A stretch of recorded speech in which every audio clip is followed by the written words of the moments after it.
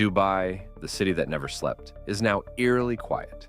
The streets that once overflowed with luxury cars are empty. Restaurants that needed reservations weeks in advance are now silent. Airports that handled millions stand still, with barely a soul in sight. And five-star hotels, once fully booked, are now half dark. So, what really happened? How does a global icon of wealth, tourism, and non-stop growth suddenly feel abandoned? In this video, we're breaking down the shocking reality behind Dubai's sudden silence, the hidden signs most people are missing, and whether this is just a phase or the start of something much bigger. Because if Dubai is slowing down, the world should be paying attention. Cover. The idea is falling. The 40-year idea that this city was different, that here, the missiles stopped, that regional wars were something you watched from a rooftop bar, not something that arrived while you were eating iftar with your family. That idea is taking direct hits. And ideas, unlike skyscrapers, have no air defense systems. To understand what Iran hit on February 28, 2026, you first have to understand what Dubai had been selling for 40 years, because the target was not the buildings.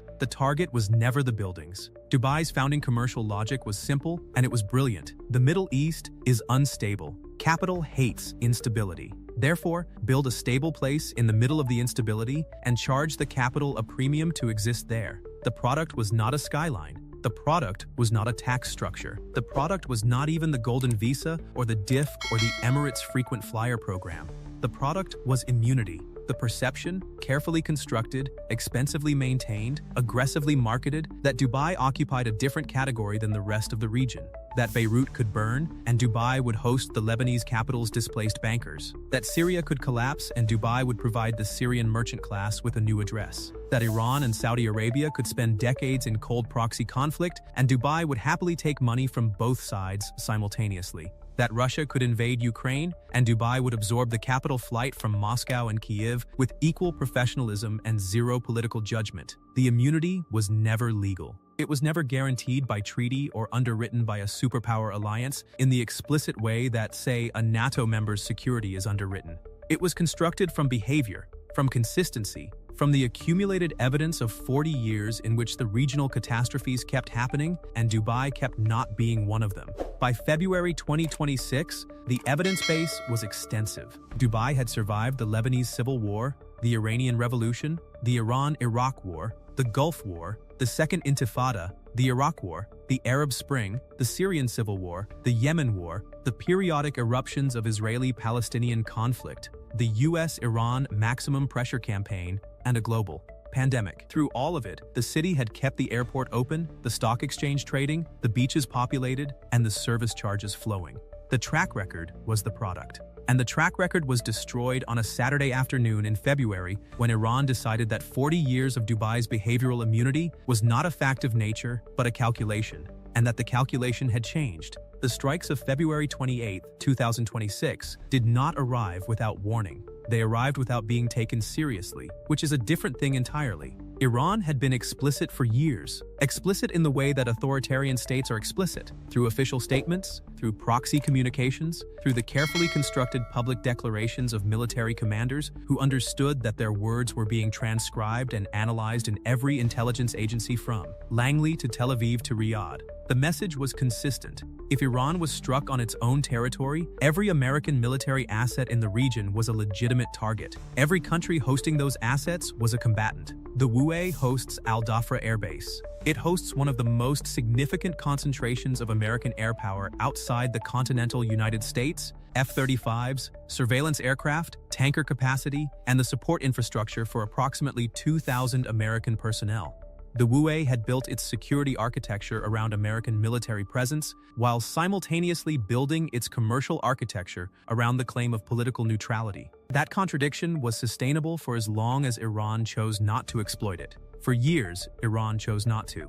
The commercial relationship between Iran and Dubai, the hundreds of thousands of Iranian nationals living in the way, the informal trade networks, the gold markets, the cash economy that moved quietly between the two countries across the Gulf, was more valuable to Iran than the military calculus of striking the UAE. Then, Operation Roaring Lion changed the calculus. The US-Israeli operation that struck Iran's nuclear infrastructure, military command centers, and air defense networks on February 27th was not a warning shot. It was a systematic degradation of Iran's strategic capabilities. The strikes were extensive, they were precise, and they crossed the line that Iranian leadership had drawn publicly, repeatedly, and without ambiguity for 2 decades. Iran's response was not a surprise, it was a schedule. The only question had always been what would be on the target list when the schedule arrived. The answer was Dubai and Abu Dhabi, and the American base that the UAE had been diplomatically pretending was not a legitimate military target, while commercially pretending that hosting it carried no risk. On February 28th,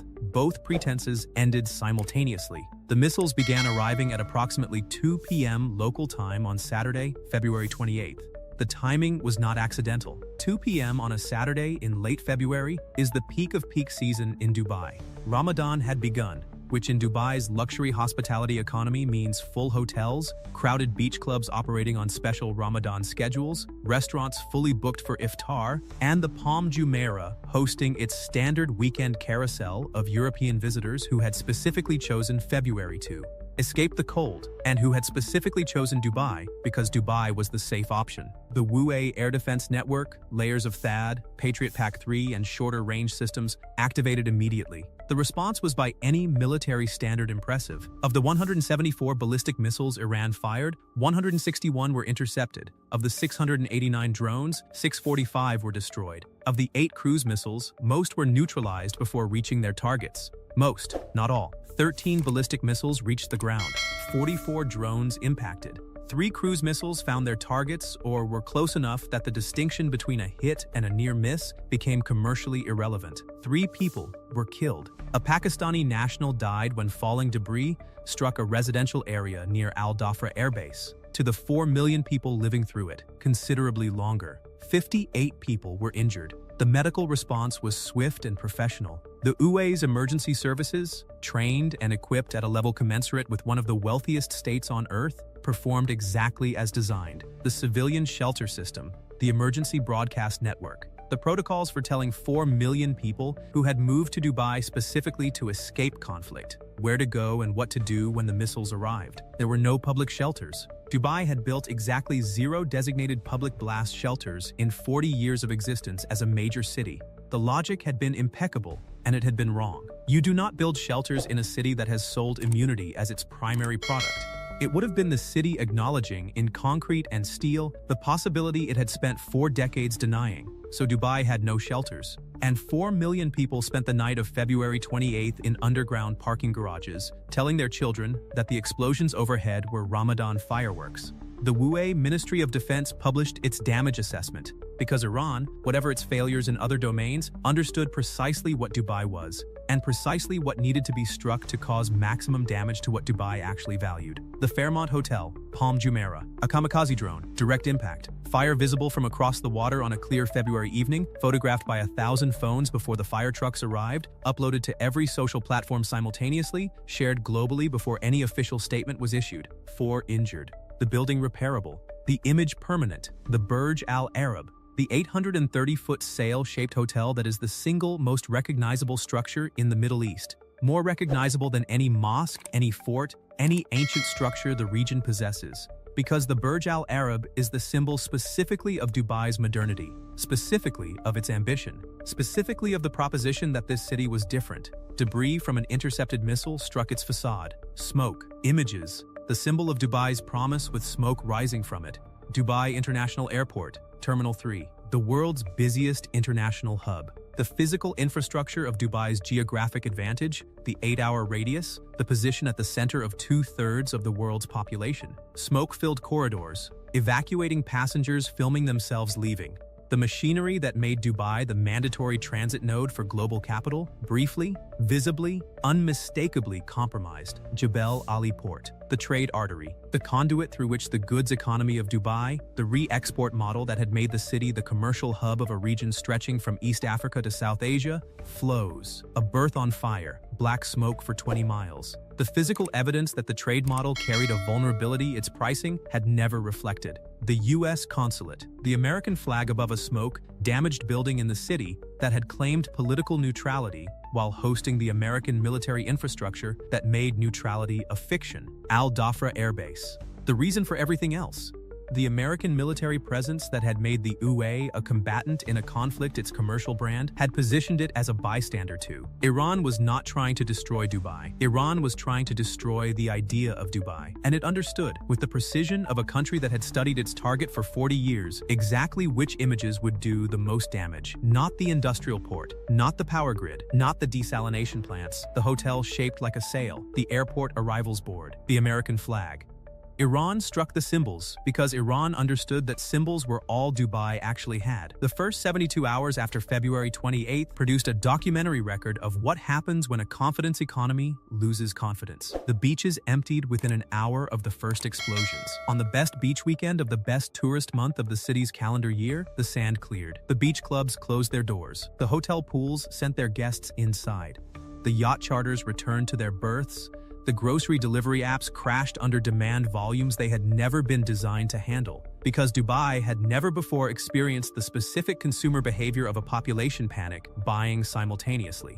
The shelves of the hypermarkets, the Carrefours and Spinneys and Lulus that served the city's 4 million residents cleared within hours of categories that had never been in shortage before. Water, canned goods, batteries, the products of anxiety. 21,300 flights were canceled across 7 UAE airports in the first several days. The arrivals board at Dubai International, the board that had displayed the destinations of a connected world, the visual proof that this airport was the center of everything, went dark in sections. Emirates Airlines, the carrier that had been the physical manifestation of Dubai's geographic promise, was running evacuation flights, moving people out, not in. The Abu Dhabi and Dubai stock exchanges closed, both of them, for 2 consecutive trading days. That had never happened in the history of UAE financial markets. Not in 2008, not in 2020. The exchanges had stayed open through every previous crisis, because staying open was itself a statement, a declaration that the commercial machinery of Dubai was uninterrupted. The closure was the statement inverted. It was the commercial machinery saying, for the first time, we need a moment. Investment firms paused fundraising. Banks reported technical disruptions. Amazon Web Services outages cascaded through the financial sector. Physical gold demand surged. The dirham, pegged to the dollar, held because the peg is structural and the UAE's reserves are substantial, but the assets denominated in dirhams moved in ways that the peg could not stabilize. And through all of it, the 300,000 British nationals in the UAE watched their foreign secretary establish emergency repatriation support within 48 hours. The Indians watched Air India expand its evacuation capacity. The Americans were quietly advised that the consulate was temporarily closed and that services were available via alternative channels. The city that had sold itself as the place everyone was trying to get into had become, in 72 hours, the place everyone was trying to get out of. Here is what the missiles exposed that was already true before the first one was fired. Dubai's capital base had been quietly, incrementally, partially repositioning for months before February 28th. Not in dramatic ways, not in the ways that produce headlines or trigger market movements. In the quiet ways that mobile capital always moves. Through the portfolio rebalancing decisions of family offices, through the lease renewal decisions of multinational firms, through the visa application decisions of wealthy individuals who had been watching the Iran-US tension escalate through 2025 and making private calculations that their public statements did not reflect. A portfolio manager does not announce that they are reducing their Dubai exposure. They simply reduce it. An Indian family office does not hold a press conference to explain that they are diversifying into Singapore. They open a Singapore entity and begin moving assets. A Russian oligarch does not publish a statement explaining that the February threat environment has accelerated their Malta timeline. They call their lawyer. This is how capital flight begins. Not with a bang, with a series of phone calls that nobody reports on and nobody tallies until the aggregate shows up in the data 6 months later. The February 28th strikes accelerated a process that had already started. They did not create the process. The Iran-US confrontation had been building throughout 2025 in ways that any serious risk analyst had been pricing into their models. The strikes simply converted the private calculations into public ones, making it socially and professionally acceptable to say aloud what many had been thinking quietly. The question is not whether capital left Dubai after February 28th. Some did. The question is whether the leaving becomes self-reinforcing, whether the firms that stay begin to feel the absence of the firms that left, whether the residential towers that were already 25% empty begin to feel the departure of the 75% who were there, whether the restaurants and hotels and retail that serve the wealthy expatriate community begin to feel the reduction in the client base that sustained them, Beirut's collapse was not a single event, it was a cascade. Each departure made the next departure more rational. Each closed business made the surrounding businesses less viable. Each empty apartment lowered the social density that made the remaining residents want to stay. Dubai is not Beirut. The financial reserves are incomparable. The federal structure of the way provides a backstop that Lebanon never had. Abu Dhabi's sovereign wealth fund, one of the largest in the world, can absorb shocks that would be fatal to a less resourced state. But the cascade logic does not require insolvency to cause damage. It only requires the calculation to shift. And on February 28, 2026, in every family office and hedge fund and wealth management firm and private banking relationship that had Dubai exposure, the calculation shifted. While Dubai was processing what had happened, 5 cities were making phone calls: Singapore, Zurich, London, Lisbon, Malta. None of these cities is Dubai. None of them offers the tax efficiency, the geographic centrality, the infrastructure scale, or the sheer brazen ambition that Dubai had assembled over 40 years. Singapore is the closest competitor on the financial architecture, English common law, low taxes, excellent infrastructure, genuine political stability, but Singapore lacks the emotional drama of Dubai. The sense that you are living in the future being constructed in real time. Zurich is stable to the point of tranquility. London has taxes. Lisbon and Malta have limitations of scale. None of them can replace Dubai for the specific category of mobile capital that had chosen Dubai because Dubai was simultaneously tax efficient and exciting, financially sophisticated and architecturally spectacular, strategically located and reliably safe. But they don't need to replace Dubai completely. They only need to absorb the marginal decision. The family that was 80% committed to Dubai and is now 60% committed. The hedge fund that was planning a DIFC expansion and is now planning a simultaneous Singapore presence as a hedge against the hedge. The British millionaire who was about to apply for the Golden Visa and is now taking one more year to watch how the situation develops. The marginal decision is where cities are won and lost. Dubai built itself on the marginal decisions of people fleeing Beirut, fleeing Moscow, fleeing London's tax regime. The same logic now runs in the other direction, and the cities watching from the sidelines understand exactly what they are watching for. They are watching for the moment when the marginal decision tips. When enough people make the slightly different choice that the network effects begin to compound in the wrong direction. When the hedge fund that moved to Singapore discovers that the talent it needs is also moving to Singapore, and the talent discovers that the fund it wants to work for is in Singapore, and the cycle that built Dubai begins to build somewhere else. That moment has not arrived. Whether it arrives depends entirely on how long the conflict continues, on whether